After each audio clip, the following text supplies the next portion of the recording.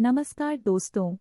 आज के इस वीडियो में हम भगवद गीता के पंचदश अध्याय 13वें श्लोक की गहराई में जाएंगे।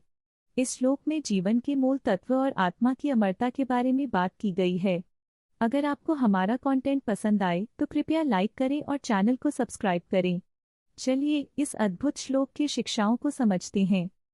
ऊर्ध्वमूलमधः शाखं अश्वत्थं प्राहुव्ययम्, जिसका मूल ऊपर की ओर है और शाखाएं नीचे की ओर हैं, उसे अश्वत्थ वृक्ष कहते हैं। भगवद गीता के इस श्लोक में श्री कृष्ण ने जीवन के अस्थायी और स्थायी स्वभाव के बारे में बताया है। अश्वत्थ वृक्ष का यह तात्पर्य है कि हमारे जीवन में जो कुछ भी है वह सभी नाशवान है।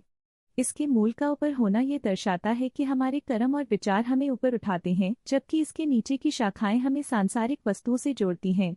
इस श्लोक का मुख्य उद्देश्य यह है कि हमें अपने जीवन में आत्मा की अमरता को पहचानना चाहिए और भौतिक वस्तुओं की अस्थायीता को समझना चाहिए। एक बार की बात है, एक छोटे से गांव में रामू और श्यामू नामक दो मित्र रहते थे। रामू हमेशा खुश रहता था, जबकि श्यामू हमेशा चिंतित रहता था। एक दिन गांव में एक बड़ा मेला लगा। रामू ने श्यामू से कहा, चलो मेले में चलते हैं। श्यामू ने कहा, मेरे पास पैसे नहीं है, मैं कैसे जाऊं?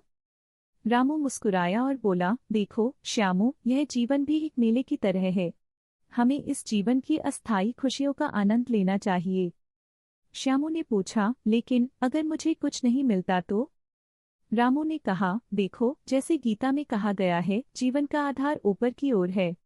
हमारी खुशियां हमारे विचारों में हैं। फिर दोनों मित्र मेले में गए।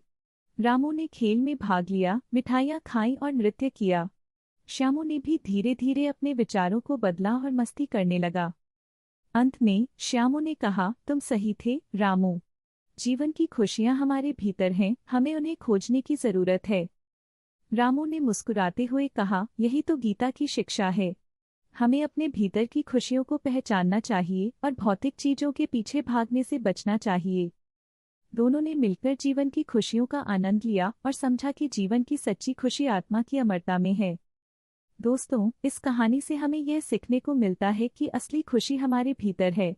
अगर आपको यह कहानी पसंद आई तो कृपया लाइक करें और चैनल को सब्सक्राइब करें। ऐसे और भी दिलचस्प वीडियो के लिए बने रहें।